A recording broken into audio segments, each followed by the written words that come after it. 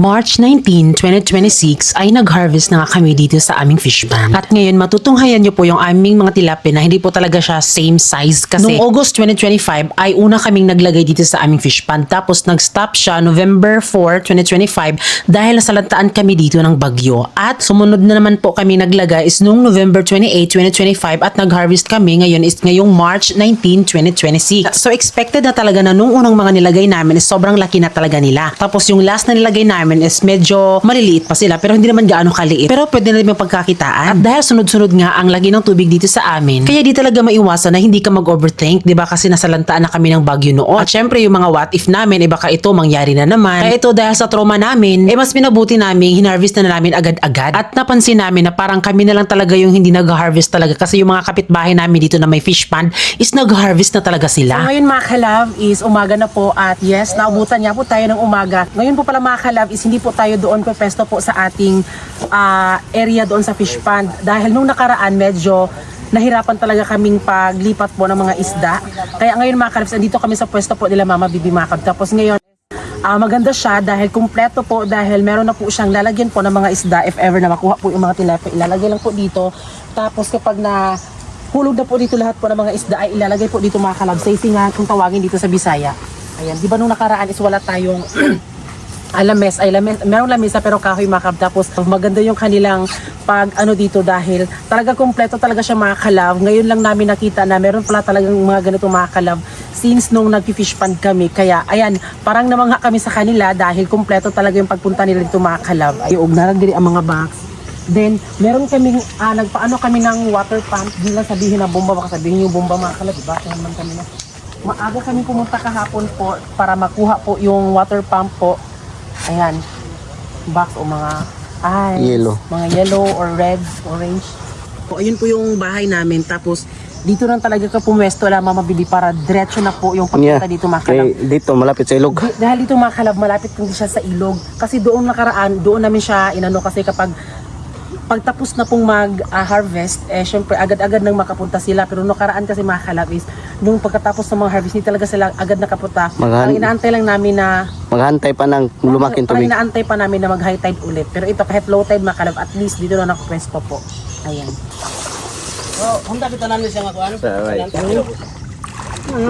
So ngayon mga kalab ay magsisimula na po mga kalab. So ngayon ang gagawin namin ay lagyan pala namin ng lambat tapos papunta doon para kabali yung lambat ganun ba para yung isda talaga ay makukuha. Tapos kung hindi makuha yung iba, diyan naman namin na lagyan ng diyan naman namin na pagbubumbahan. Yung bomba naman yung water pump, yung magpalabas ng tubig galing sa fish pa namin. So ngayon makita niyo kung paano.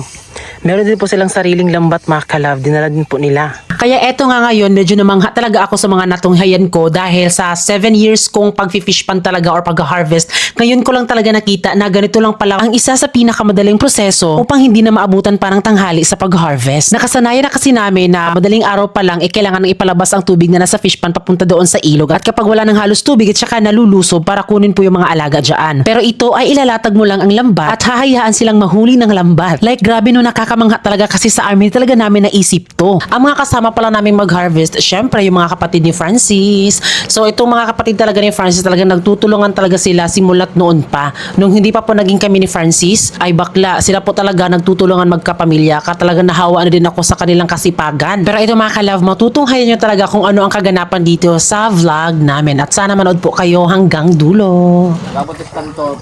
Paano din na to sa lago ra ito tapi.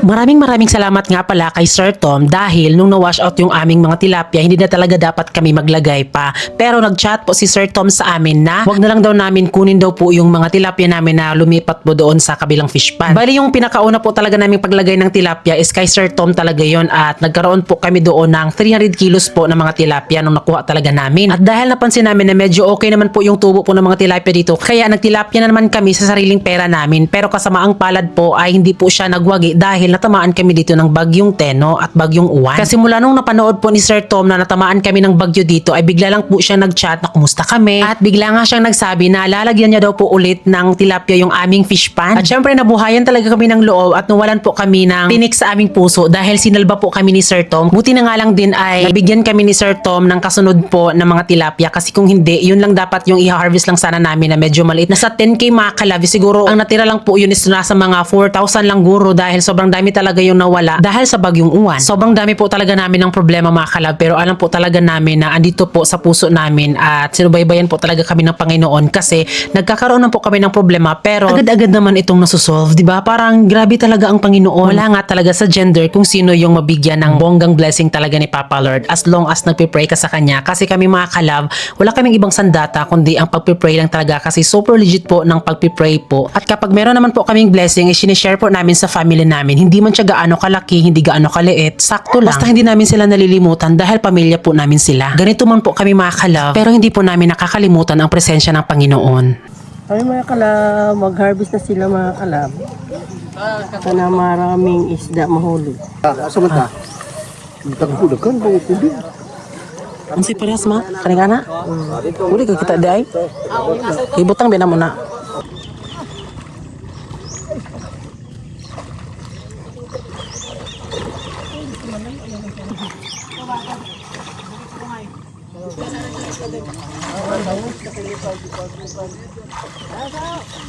Oo eh, mag-dolphin. Oo. Mag-dolphin.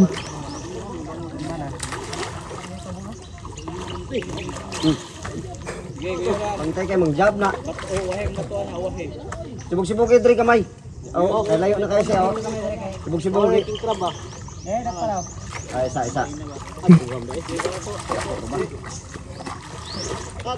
Ay, isa. Ay, isa.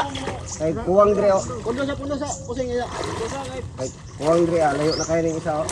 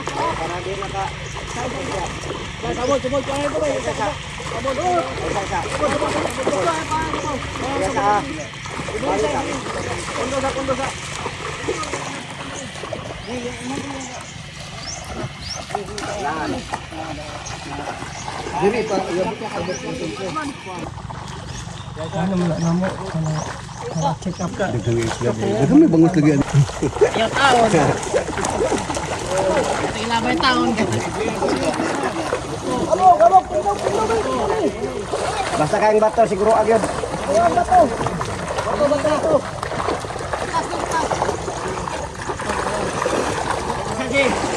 Upundoy mo dia. Kanin sila mo, kanin dire mo yung una. Sige, paluwak na lang na mo. Mon, iluwak na lang yung pambot. O, iluwak sa na dito ba? Eh, na, puno na ron dia.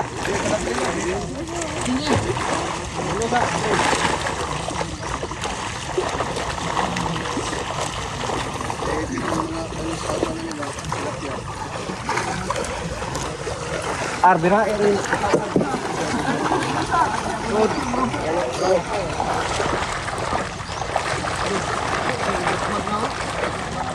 Ayan mga kalab, ang dami. Sobrang bilis lang po ng proseso na to.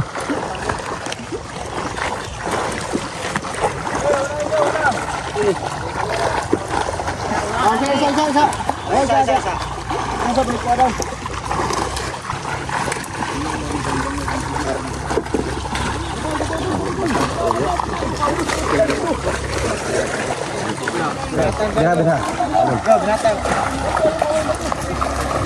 Arsa. Ang bataw ka ng pataw. Ang bataw na yun. Siguro.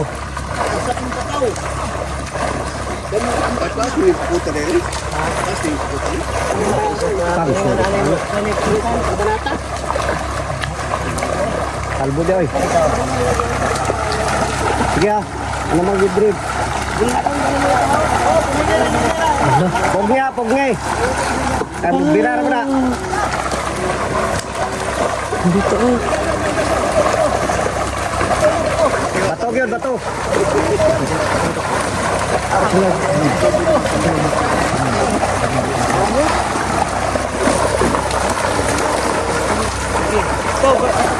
Pwede rin sa bato ha. Test mo ba no? Test mo? Ano mga buslot? Yung may buslot siguro. Kami buslot. Bato yun siguro ha. Nagmano mo kausap? Sige. Bato. Ilangin na yung pag-ib.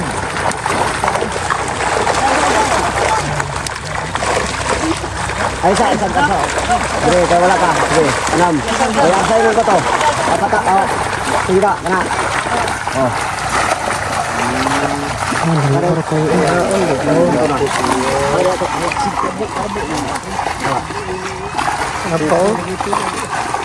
Ah. Dito. Nasap kalihog. Nasap kalihog. 5 straight. Ayan, pinakamadaling proseso.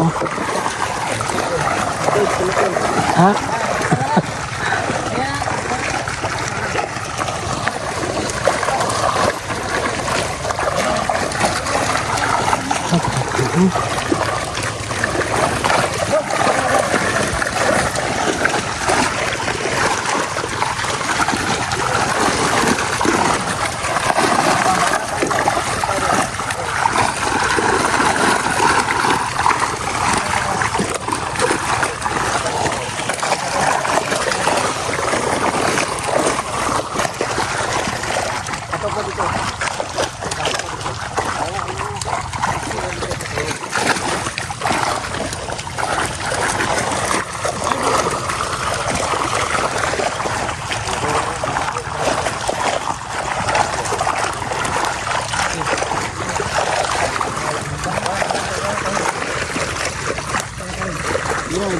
Hala, bangus oh.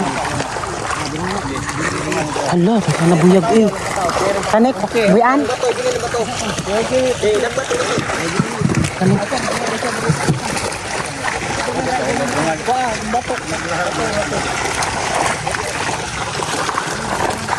Yan, ang dami mga kalat. Hala.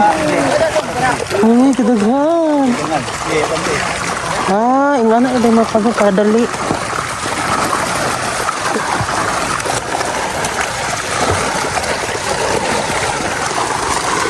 Yo, bato. Bato, nasi may basa.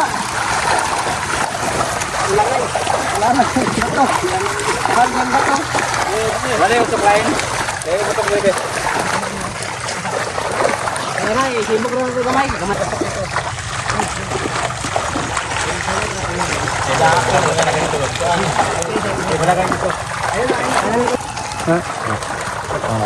Sakit ah. Kana dito. Kana to. Dire tapon na dire. Isa. Dire tapon. Ma? Ayaw kay pichido ha. Kay muliyo. Pan na. Sige. Di isang tanan. Da bitaw da. Yusok da. Aka na. Diamond. Na. Tama na. Kanara. Ay kay pichido ha.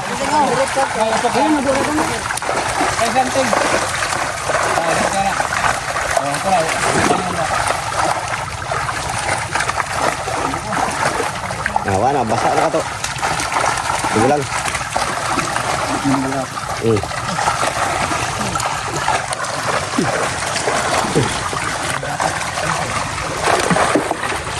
Kabo.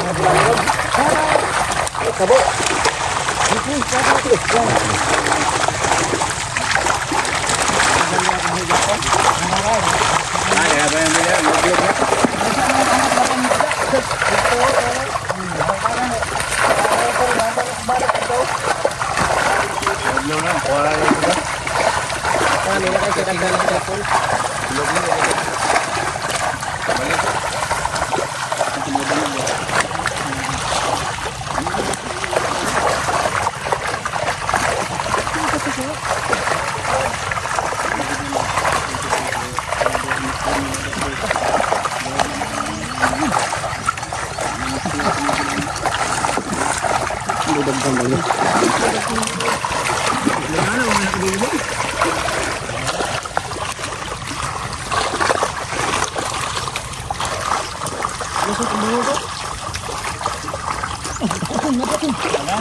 Ang bangus di makagawas be. Aman. Na diha.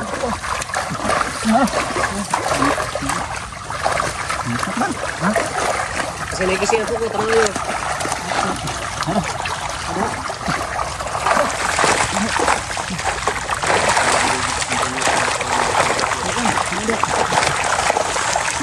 Dan, kan. Antri deh kan lu.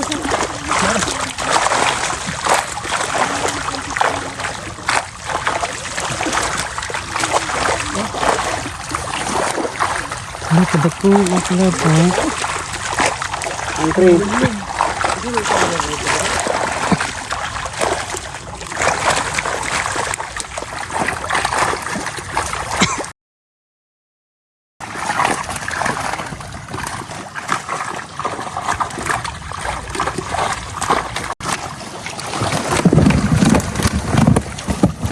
Baik kita.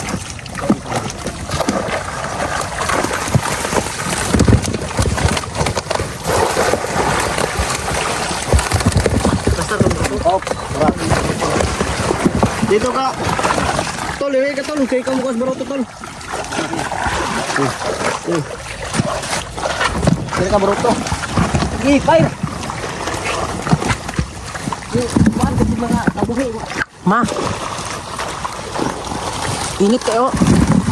Init kay tanan. Kira na to. Kira.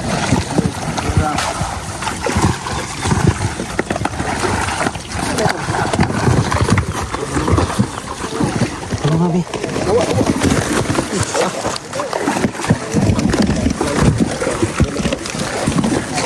Napabi ubi? Gawin wala na.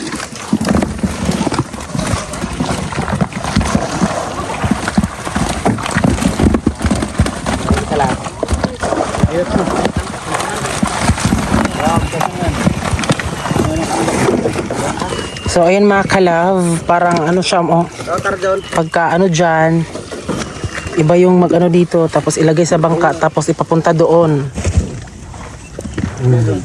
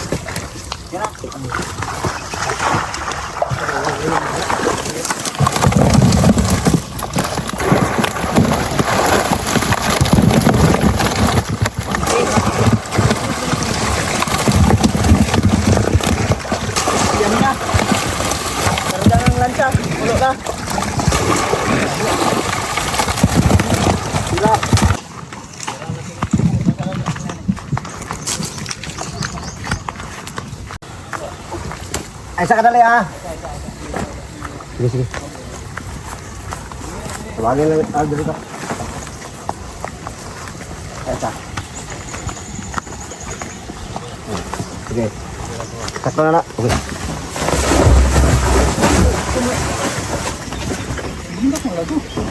Dahog. Pang mat ba na?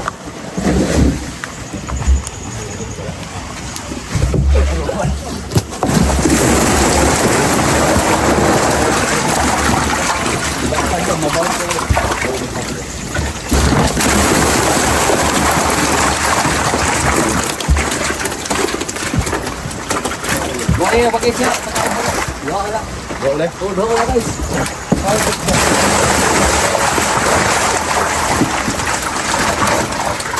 Jadi. Santai ya. Jadi. Jodoh apa sih? Masuk ambil ya. Iya.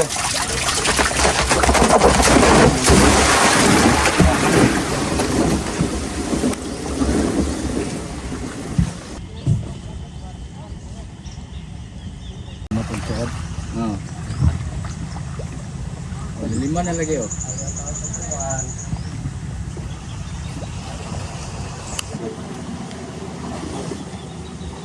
Ito ko lagi ko.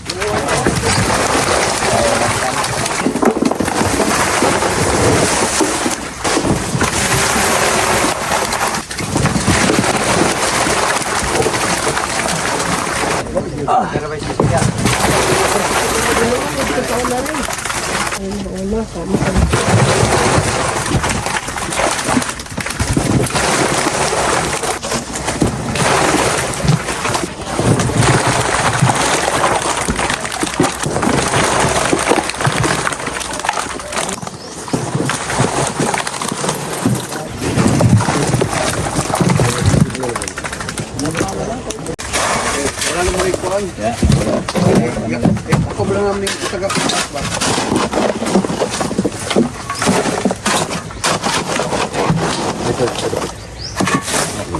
Kada ang laman po nito mga kalab sa isang parang tab siya is 700 kilos po. At ayan, medyo malapit na po siyang mapuno mga kalab. So ano pa nga pa po ngayon, 8 AM pa po ngayon, pero may nakuha na po tayong madaming mga bangus mga kalab. Sobrang dali lang po ng pagkuha nito mga kalab.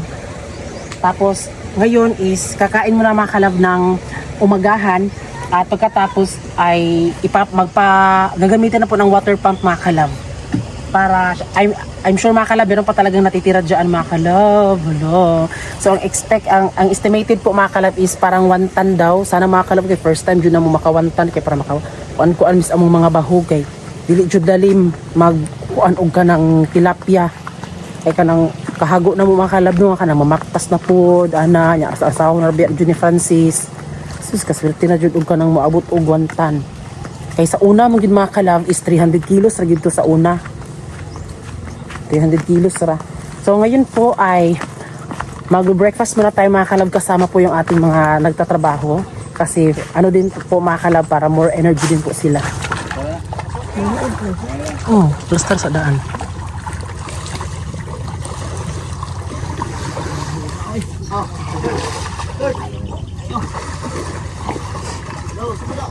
So ayan mga kalab, so ito na po yung itsura. So nakita nyo kanina mga kalab kung ano po talaga yung proseso na paghuli namin sa mga isda. Yung paghuli namin sa mga isda, yung ginagamitan namin ng baling, ginagano no. Yung mga isda nakuha namin, tapos ayan, medyo na konti-konti na lang yung isda na natira. So dyan na namin na gagamitan ng water pump. Bomba sa Bisaya, bomba na sanayan namin dito. Hindi yung bomba nga pumuputok ka. Yung bomba yung bomba na palabas yung tubig sa galing sa fish pan papunta sa ilog. Ayan, so sinet up muna at sinet down para syempre pagkatapos ng pagkain makal breakfast ay ayan, balik na naman sa gawain. At andun na ba din po si Papa Carlo at Papa Buboy. Best in chika yan sila. Ang ating mga kusinera. Hilak-hilak. Oh, umiyak na si Carlia dito. Hilak na siya di ay. Ha? Kumbaga puti yan. Kay? Kisa man? Aso lagi daw. Nga, aso man ang aso. Kasi nang malisot na paruhunot ko ng aso. Man. Para? Tabi. Mangi. Ah, dito tulot. Ha?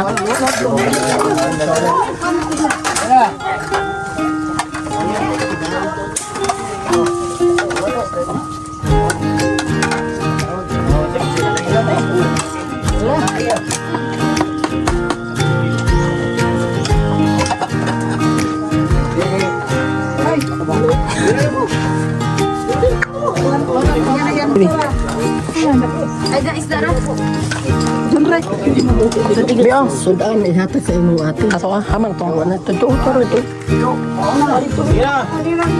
Asa man? Ato do isa. Oh, sige na lang, magbidyo sa Kaya nga na, mga puta. Ang tagay, di na ka nang sabang sa mga harvest. Tagay sir. Mura ba ni nagtinaw? Wala ba ilahin?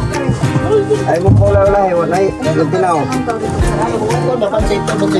Gumagkaon, wala kayo. Okay na. Ano nga pala? Bata. Wala lang kayo. Wala lang